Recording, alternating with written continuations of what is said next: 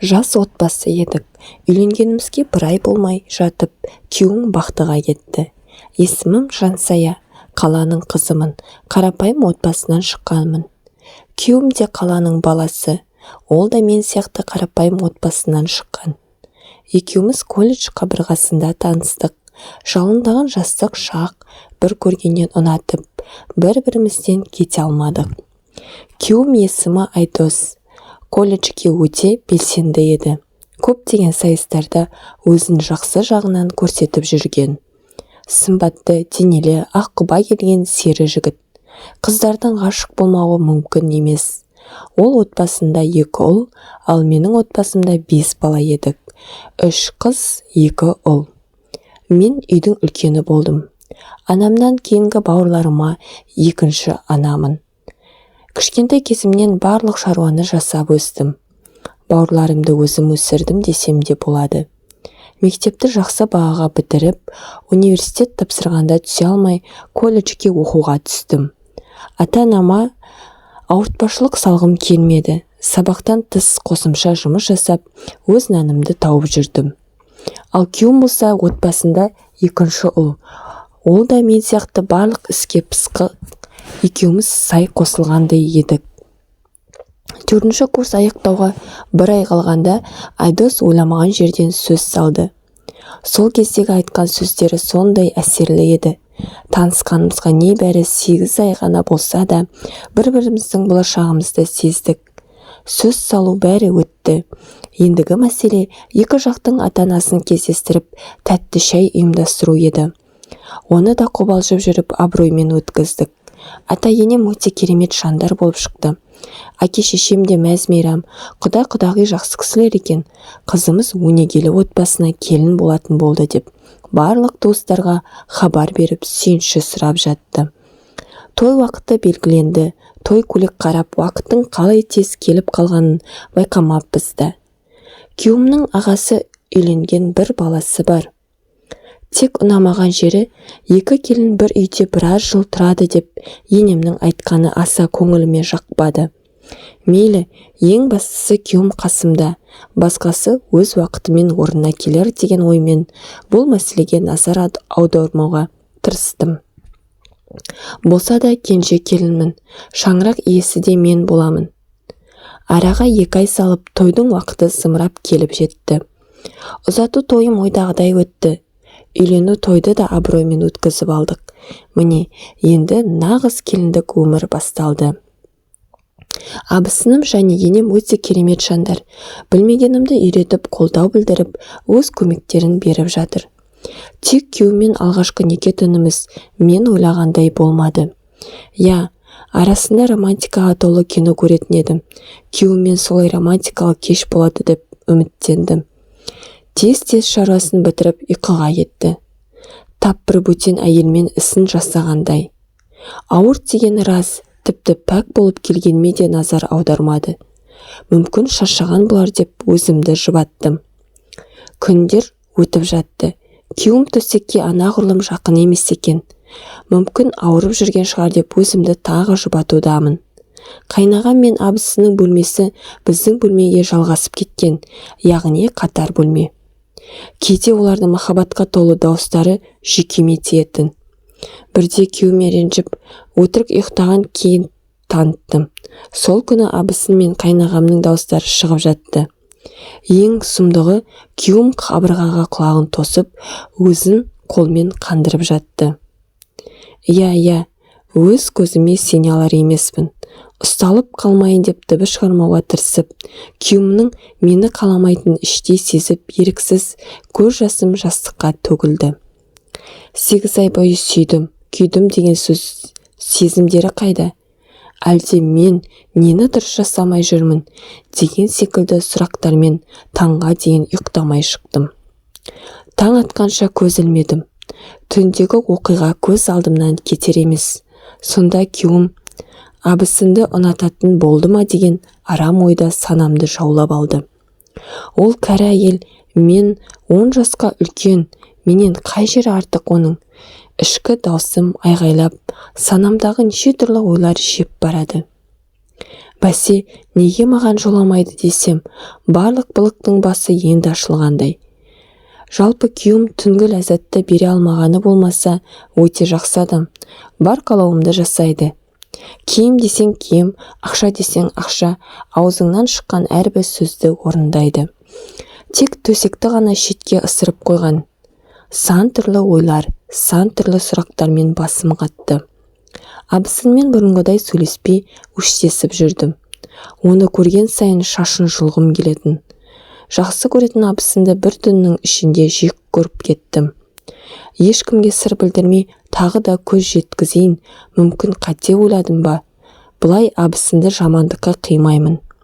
Екеуі жермен көктей адамдар. Бәлкім қате түсінген болармын деп, өзімді қоярға жер таппай қиналып кеттім. Тұңғиық ой түбінде жүрген менің ісім шала болып, телефоным суға түсіп кетті. Анамды сағынып, онымен сөйлескім келді. Звондау үшін күйеуімді күттім. Сол күні күйеуім де жұмыстан ерте келген еді. Телефонын сұрап, анаммен сөйлесіп болып, телефонын тексердім. Құдай сақтасын. Мынау не бәле? Еркек пен еркек бір-бірімен, ой, Алла, осындайда болады екен-ау. Бірақ бұл күйеуімнің телефонында қайдан жүр? Негізі бір-біріміздің телефонымызды тексермейтін едік. Күдігімді сейілту үшін осындай қадамға бардым. Фотолар, WhatsApp, Insta, Google бәрін ақтардым. Күйеуімнен жиіркеніп кеттім. Неше түрлі суреттерді сақтаған әйел емес, еркектердің фотосын. Сонда күйеуім өткен түні абысының емес, өз ағасының даусына өзін қандырды ма? Сұмдық-ай. Еріксіз көзімнен жасым ағып жатыр. Күнәсіз абысының іштей түгін қалдырмай ашуланып едім. Ол аздай абысынға өштесіп, оған небір жаман сөздерді ішімнен айтып көрген сайын бедірейіп жүрдім ғой. Жаным, абысыным-ау, сонда да ләм-мим демей, менің асты-үстіме түсіп, бәсе деймін. Қайнағаммен күйеуім қалай бірдей уақытта келіп кетіп жүр деп, сонда олар сыртта өз шаруасын бітіріп жүр екен. Екеуінің бір-біріне көзқарасы ерекше еді. Мен ойлайтын едім, бауыр деген осындай екен ғой деп, сөйтсем олар бауыр емес, бәле екен. Телефонын жасырын ақтарып отқан жерімнен күйеуім үстімнен түсті. Жылаған түрімнен ақ ол бірден түсінді. Телефонды қолымнан жұлып алып, үніңді шығарушы болма, айтады екенсің, тіліңді жұлып алатын боламын. Екінші рет телефонымды ақтарушы болма деп, ашуланған түрін алғаш рет көрдім. Тіпті сол күні үйге қонбады. Ағасымен сөйлескен ісімісін көргенде есімнен аудым. Кезінде сенбейтін едім осындай оқиғаларды естігенде. Рас екен, өмірде бар екен ондай малғындар. Сонда деймін, маған неге үйленді? Не мақсатта? Ақыры еркекті жақсы көретін болса. Кімді алдап жүр? Менің бостан-босқа өмірімнің күл талқанын шығарды. Көзім ісіп, жылағанымды көрген абысыным байқап бөлмеге кірді. Басында екеуміз де не дерімізді білмей, мен үнсіз жылап отырдым. Сосын абысын ақырындап, өзінің келін болып түскен сәттен бастап айта бастады. Және бұл жағдайдан хабардар екенін де айтты. Неге шындықты бәріне айтпадыңыз? Неге кетіп қалмадыңыз? Мен ажырасамын, тап қазір жүгімді жиып кетемін деп ашуға міндім. Абысыным, мен кете алмадым. Кеткенде қайда барамын? Кімге сиямын баламен? Әкем алқаш, оның таяғынан шаршадым. Жаман болса да күйеуім шыдаймын, қоятын шығар бәлкім деп жылап жіберді. Мен шарасыз күйде қалдым. Ажырасуын ажырасамын, бірақ әке-шешеме не деймін? Оның үстіне бауырларым тағы бар. Мен үшін олардың ұялатыны есіме түссе, өзімді қоярға жер таппай қиналдым. Ертеңгісін түк болмағандай екеуі үйге келді. Күйеуім тіпті мен ештеңе білмейтіндей әдеттегідей ойнап күліп жүр. Біраз уақыт оған жақындамадым, сөйлескім келмейді. Атам, енем асты-үстіме түсіп, ренжіген түрімді көріп, өздерін кінәлі санайтындай. Ей бала, неге келінді ренжіттің? Көңіл күйі болмай жүр, не бүлдірдің деп ұлына сөйлеп алды. Байғұс ата-енем өте керемет жандар. Біздерді өз қыздарындай көреді. Сол үшін де абысынымның бұл үйден кеткісі жоқ. Бір күні қатты ауырдым. Күйеуіммен түнде қосылғаннан бастап менен белгісіз сұйықтық аға беретін еді. Иісі жағымсыз. Абысынға айтып едім, бірге дәрігерге ертіп апарды. Дәрігер анализдер тапсыртып, қорытындысыр көріп маған басқа көзбен қарады да: "Сізде инфекция бар. Жыныстық қатынастан жұғады. Күйеуіңізден немесе басқа адаммен жату арқылы жұққан" деп қадап айтты. Олай болуы мүмкін емес. Тек күйеуіммен ғана, басқа ешкімім жоқ деп ақталып әлекпін. Дәрігер онда күйеуіңізден жұққан, оған тез арада емделу керек деді. Маған лечение жазып берсеңіз, мен емделуді бастайын дедім. Көптеген дәрілер жазып берді. 3-4 ай дегенде әрең жазылдым. Күйеуім неше түрлі сыйлық жасап, керемет күйеудің рөлінде. Барынша қасымнан шықпай, тіпті ағасына онша жақындамай жүрді. Үйленгенімізге бір шама уақыт болып қойды. Жан жақтан көтердің ба, жаңалық бар ма деген сынды сөздер қаптап кетті. Қонаққа барғым да келмейтін. Бұл аралықта абысын екінші балаға жүкті еді. Маған тағы да арам ой келді. Абысыным қалай бала көтеріп жүр? Мен неге көтере алмаймын? Әлде абысының басқа біреу бар ма екен деп жүрдім. Сұрауға ұялдым. Бірде әңгімеден әңгімеге ұласып кетті. Ұят болса да сұрадым. Сөйтсем абысыным экомен көтеріп жүр екен, елден жасырып. Күйеуімнен жеркенетім рас, бірақ оны қимаймын. Қайтемін енді? Жақсы көріп тұрмысқа шықтым. Барынша бұл жағдайды шешіп, күйеуімді түзу жолға салғым келетін. Бір шындығы, атам мен енемнің ұрпағы болмаған екен. Бұл екеуін балалар үйінен асырап алған. Қайынағам кішкентай балаларға әуес екен.